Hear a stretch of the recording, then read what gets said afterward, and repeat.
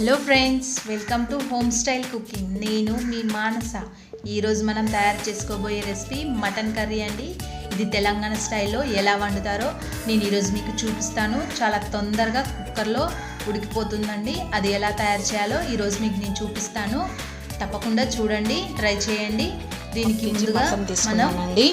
ఇందులో మనం అల్లం వెల్లుల్లి పేస్ట్ 1 స్పూన్ యాడ్ చేసుకుందాం.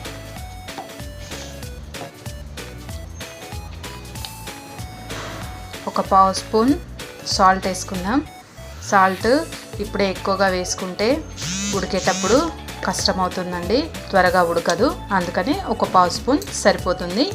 నెక్స్ట్ దీంట్లో ఒక 1/2 స్పూన్ పసుపు వేసుకుందాం. ఒక 2 టేబుల్ స్పూన్ మిర్చి పౌడర్ యాడ్ చేసుకుందాం. ఒక 2 టేబుల్ స్పూన్ ఆయిల్ యాడ్ చేసుకుందాం. దీనంతా చక్కగా కలుపుకొని పక్కన పెట్టేసుకుందాం ఒక 15 నిమిషాల పాటు.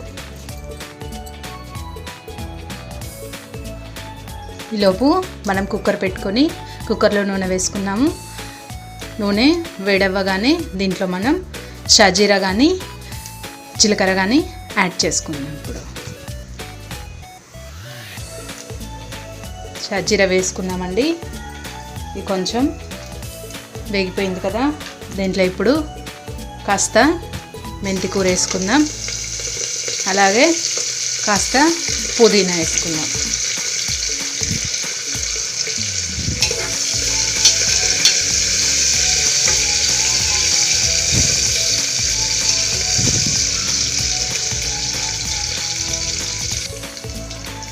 వేగిపోయింది కదా. ఇప్పుడు దీంట్లో ఒక 2 మిర్చీలు యాడ్ చేసుకుందాం. ఎక్కువగా వేసుకోకండి, ఎందుకంటే ఆల్రెడీ మనం ఎండుమిర్చి పొడి అందులో యాడ్ చేసుకున్నాం కదా. వేగిపోయాయి కదా.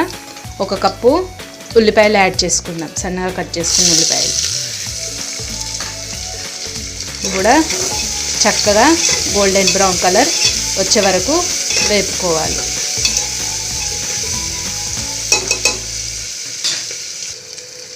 ఇప్పుడు ఇదలా వేగిపోయాయి కదండి. ఇప్పుడు దీంట్లో కొంచెం అల్లం వెల్లుల్లి పేస్ట్ వేసుకుందాం. ఒక 1/2 స్పూన్. ఇప్పుడు దీంట్లో ముందుగానే కలిపి ఉంచుకున్నాం కదండి, ఆ కూరను వేసుకుందాం.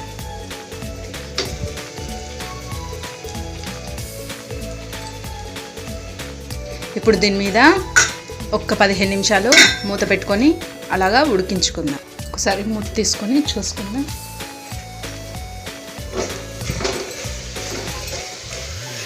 ఇలా వాటర్ వచ్చాయి కదండి. అంతలోపు మనం మసాలా రెడీ చేసుకుందాం. మసాలా కోసం మిక్సీ గిన్నెలో ముందుగా వేపుకున్న కొంచెం జీలకర్ర యాడ్ చేసుకుందాం. కొంచెం ధనియాలు, కొన్ని కొబ్బరి ముక్కలు,